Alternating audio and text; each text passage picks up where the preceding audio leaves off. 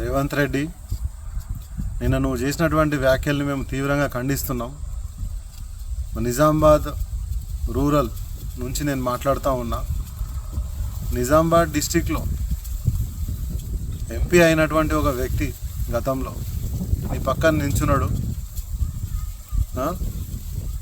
ఓట్లు అమ్ముకున్నటువంటి బ్రోకర్, బీజేపీకి ఓట్లు అమ్ముకున్నటువంటి బ్రోకర్ నీ పక్కన కూర్చున్నాడు.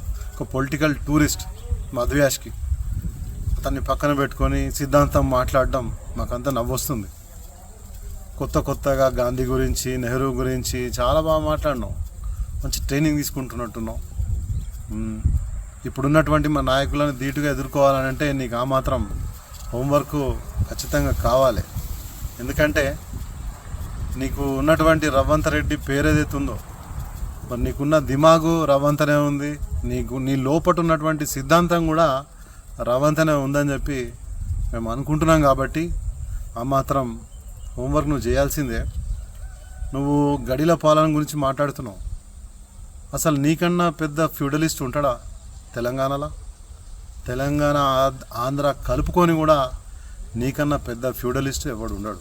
ఎందుకంటే గతంలో నువ్వు చేసినటువంటి ఈ కులాలకు సంబంధించినటువంటి వ్యాఖ్యలు, నీకు 10 మంది నీకు సపోర్ట్ చేయడంగానే మెచ్చుకుంటారని చెప్పి నువ్వు నోరు జారినటువంటి సందర్భాల్లో కులాన్ని ఏకం చేసుకునే దురుద్దేశంతో నువ్వు మాట్లాడిన మాటలు మేము ఇంకా మర్చిపోలేదు. నువ్వు కాంగ్రెస్ పార్టీలో పోతున్నప్పుడు ఎవరు ఆశీర్వాదం తీసుకున్నావు? చంద్రబాబు నాయుడు ఆశీర్వాదం తీసుకున్నావు. ఏబిఎన్ రాధాకృష్ణ ఆశీర్వాదం తీసుకున్నావు.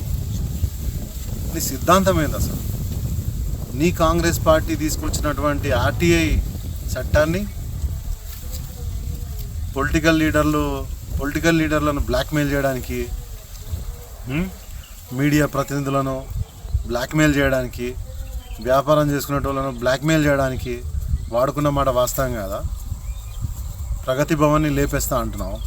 ప్రగతి భవన్ని నక్సలైట్ పెట్టి లేపేయాలంటున్నావు నువ్వు. ఎందుకు? సీతక్క మనసు దోచుకోవడానికా? ఎందుకంటే గతంలో సీతక్క నక్సలైట్గా ఉండే కాబట్టి ఆమెకున్నటువంటి అభిమానులందరూ కూడా నీ కోసం ఎగేసుకుంటూ రావాలనే ఉద్దేశంతో కదా నువ్వు నక్సలిజం ప్రస్తావన తీసుకొచ్చింది.